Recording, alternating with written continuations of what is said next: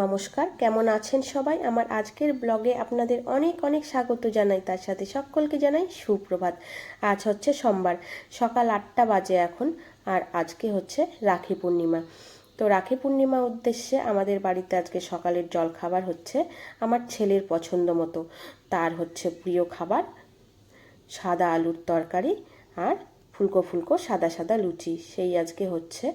তো খাওয়া দাওয়া করে স্নান সেরে ওদের দুই ভাই বোনকে একটু রাখি, মানে দুজন দুজনকে একটু রাখি পরিয়ে তারপরে যাব আমরা আজকে একটা জায়গায়। কেন যাব, কোথায় যাব তা তো আপনারা জেনেই গেছেন। পড়াও, রাখি পড়াও, দাদা ভাইকে পড়াও।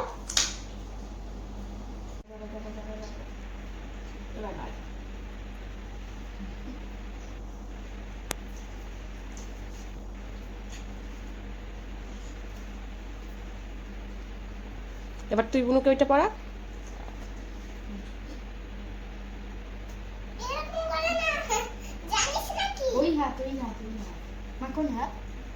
বা তুই পড়াও।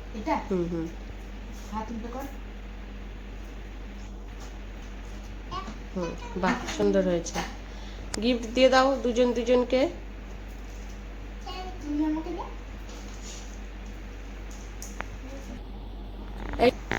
দাদা ভাইকে প্রণাম করো, দাদা ভাইকে প্রণাম করো। তুই প্রণাম করলি বুনুকে? কুট্টু, তুই রাখির দিনে আজকে বুনুকে চকলেট গিফট করলি, তুই এর থেকেও একটা বড় গিফট বুনুকে করতে পারিস। তোকে যে আমি প্রায়শই শেখাই মেয়েদের সম্মান করবে, শ্রদ্ধা করবে, ভালোবাসবে, সেই কথাটা তুই আজকে বুনুকে দিতে পারিস। আমি তো তোকে শেখাই, কিন্তু এই কথাটা তুই আজকে বুনুকে দিতে পারিস। শুধু আমি বলবো বুনুকে তোতা পাখির মতো শুনিয়ে যাবি সেটা করলে হবে না, মন থেকে মানতে হবে সেটা তোকে। হ্যাঁ, মন থেকে মানতে হবে এবং মন থেকে উপলব্ধি করতে হবে। তুই বুনুকে বল, তুই আমার বোন, তোকে যেমন আমি সম্মান করি, শ্রদ্ধা করি, ভালোবাসি, ঠিক তেমন অন্য কারোর বোনকেও সম্মান করব, শ্রদ্ধা করব, ভালোবাসবো।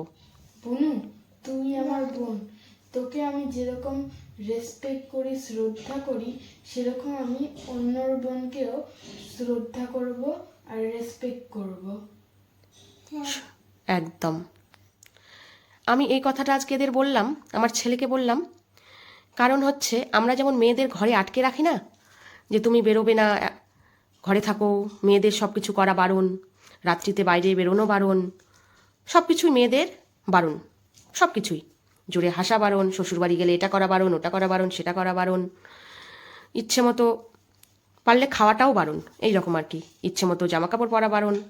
তো আমার ছেলেকে আমি এই কথাটা বলালাম, কারণ হচ্ছে মেয়েদের যদি আমরা না আটকে, আমাদের যাদের পুত্র সন্তান আছে, আমরা ছোটবেলা থেকে সেই পুত্র সন্তানকে যদি শিক্ষা দিই যে তোমরা নিজের বোনকে যেমন রেসপেক্ট করো, ভালোবাসো, সম্মান করো, ঠিক অন্যের বোনকেও ওই রকম রেসপেক্ট করবে, ভালোবাসবে, সম্মান করবে, তাহলে হয়তো আমাদের দেশে নারী নির্যাতন হবে না, মেয়েদের জন্য আর আলাদা করে কোনো লড়াই করতে হবে না। আমার সেইটাই মনে হয়, যদি আমরা নিজেদের পুত্র সন্তানকে ছোটবেলা থেকে সেটা শেখাই এবং তাদেরকে উপলব্ধি করাই যে মেয়েরা হচ্ছে সম্মান করার জিনিস, তাদের সম্মান করতে হবে। সবাইকে বাই বাই করে দাও মাম্মা। বাই বাই বন্ধুরা, আর সবাইকে রাখির শুভেচ্ছা। একদম, তুমিও বলো, সবাইকে রাখির শুভেচ্ছা। একদম। আর কথাটা মাথায় রাখা উচিত যে শুধু আমরা মেয়েদের পায়ে বেরি পরাবো না, ছেলেদেরও শেখাবো মেয়েদের সম্মান করতে হবে, রেসপেক্ট করতে হবে, ভালোবাসতে হবে।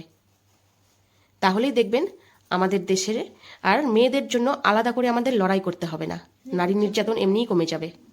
শুভ সন্ধ্যা বন্ধুরা, আমরা যেখানে গেছিলাম সেখান থেকে আমরা ফিরে এসেছি। আর এই দিকে সন্ধেবেলাতে কুট্টুর এক দিদি আর কুট্টুর এক বুনু ওকে রাখি পরাতে এসেছে। আমরা যেখানে গেছিলাম সেখানে যে আজকে আমরা সারাটা দিন কি ভালো কাটিয়েছি বন্ধুরা, আপনাদের আর কি বলবো। এত চারিদিকে মর্মান্তিক ঘটনার মধ্যে দিয়েও আজকে সারাটা দিন যে এত ভালো কাটবে সেটা কখনোই ভাবতে পারিনি। খুব ভালো কাটিয়েছি আজকে সারাটা দিন। আর সাথে করে তো মেয়েটাকে নিয়ে গেছিলাম, তো মেয়েটার আজকে ঘুম হয়নি দুপুরবেলায়। তো ভাবছি 8টার মধ্যে দুই ভাই বোনকে খাইয়ে দাইয়ে দিয়ে একদম বিছানায় তুলে দেব, ঘুম পাড়িয়ে দেব। আর মেয়েটার শরীরটাও ঠিকঠাক, মানে ভালো নেই খুব একটা, এতটা জার্নি করে গেছে তো অভ্যেস নেই, তো মানে ও ঠিকঠাক শরীরটা নেই, বুঝতে পারছি ওকে দেখে। মানে ও আজকে একটু জেদ করছে, বায়না করছে, কান্নাকাটি করছে, যেটা অন্যদিন করে না। তো দুপুরবেলা একটু শুয়েছিলাম, সেই শেষ সময় দুপুরবেলার একেবারে মানে বিকেলের দিকে একটু শুয়েছিলাম, তো ঘুমাইনি, তো উঠে পড়েছে।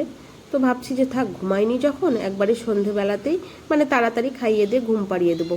আর বন্ধুরা, আজকে হচ্ছে পরের দিন সকালবেলা, মানে মঙ্গলবার সকালবেলা, আজকে আমার মেয়ের স্কুলে হচ্ছে রাখি সেলিব্রেশন আছে।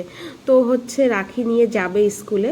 তো দেখুন, ওকে সাজিয়ে গুছিয়ে সব করে দিয়েছি। ও প্লেটে কতগুলো রাখিও দিয়েছি, সেগুলো ব্যাগে ঢুকিয়ে দেব। আর ও এখন বসে বসে ঘুমাচ্ছে। ও তাই করে রোজ, ও রোজ তাই করে, ঘুমাতে ঘুমাতেই ওকে সব কিছু করতে হয়। এমনকি ও ঘুমাতে ঘুমাতেও গাড়িতে ওঠে, জানেন তো। দেখে যেমন হাসি পায় তেমন ঠিক কষ্ট হয়।